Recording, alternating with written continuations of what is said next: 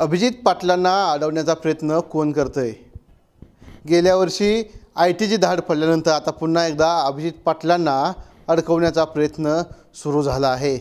शिखर बँकेने विठ्ठल सहकारी साखर कारखान्याचे अध्यक्ष अभिजित पाटील आणि संपूर्ण संचालक मंडळावर गुन्हे दाखल करा असे एक पत्र पंढरपूर तालुका पोलिसांना दिले आहे। त्यामुळे गेल्या 2-3 दिवसापासून पंढरपूर शहरात मोठी खळबळ उडाली आहे। मात्र अचानकपणे शिखर बँकेने कारवाई कशी सुरू केली? बँकेचे कर्ज भरले नाही तर गुन्हा दाखल होतो का की कारखान्याच्या मालमत्तेवर जप्तीची कारवाई केली जाते?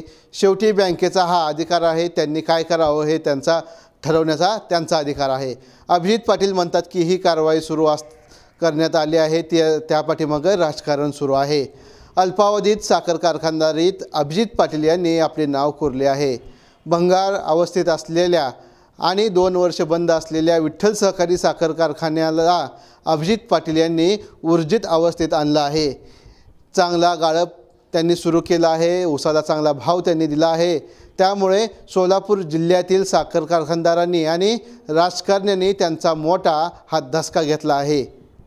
पंढरपूर तालुका पोलिसांना प्राप्त झालेल्या पत्राची पार्श्वभूमी आता आपण पाहूया। 2021 साली अभिजित पाटील यांची सत्ता नसताना आणि भालके यांची सत्ता या साखर कारखानदारावर असताना थकीत कर्ज भरण्यासाठी अनेक नोटिसा प्राप्त झाल्या होत्या। त्या बाबतीत सह्याद्री न्यूजने बातम्या देखील प्रसारित केल्या होत्या। त्या 2 बातम्या आता आपण पाहणार आहोत।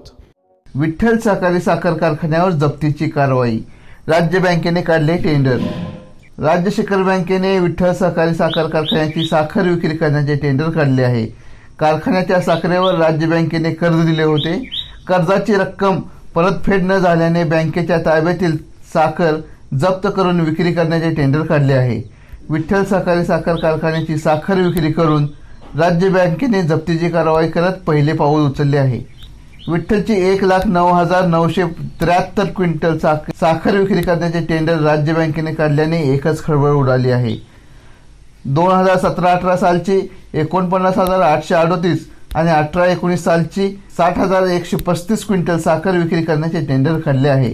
विठ्ठल कारखान्याविरुद्ध ही कारवाई सरफेसी ऍक्ट 2002 नुसार केली आहे। मात्र टेंडरची बीड उघडण्यापूर्वी विठ्ठलने कर्जाची रक्कम भरल्यास हे टेंडर रद्द करण्यात येईल। साखर विक्री टेंडरमध्ये सहभागी होण्यासाठी 11 ऑक्टोबर 2021च्या दैनिक पुढारीमध्ये टेंडरची नोटीस प्रकाशित करण्यात आली आहे। विठ्ठल सहकारी साखर कारखान्यावर यापूर्वी देखील जप्तीच्या नोटिसा आल्या आहेत। शरद पवारांनी मध्यस्थी केल्याने कारवाई टळली होती।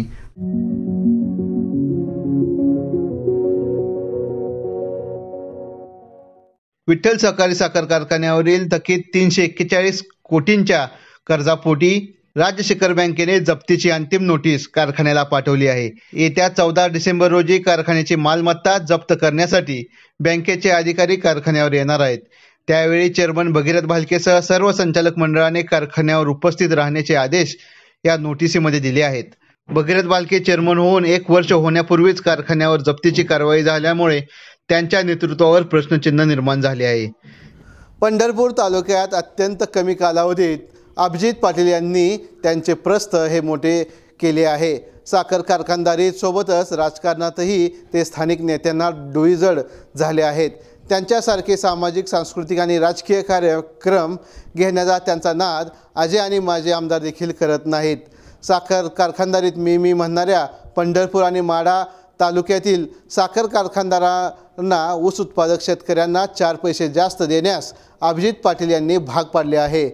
येणाऱ्या काही दिवसात साखर कारखानदारीत आणि राजकीय क्षेत्रात त्यांना रोखता आलं नाही तर विधानसभेच्या निवडणुकीत वेगळे चित्र निर्माण होण्याची भीती ही पंढरपूर आणि माढा तालुक्यातील नेत्याला वाटू लागली असावी। त्यामुळे अभिजित पाटील यांच्याविरोधात शिखर बँकेने पोलिसात धाव घेतली असावी।